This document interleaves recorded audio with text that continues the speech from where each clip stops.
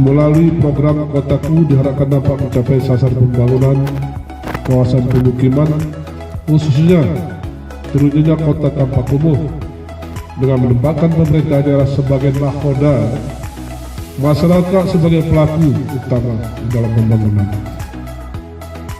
Gedung rumah produksi dan galeri dengan resmi kami nyatakan dibuka.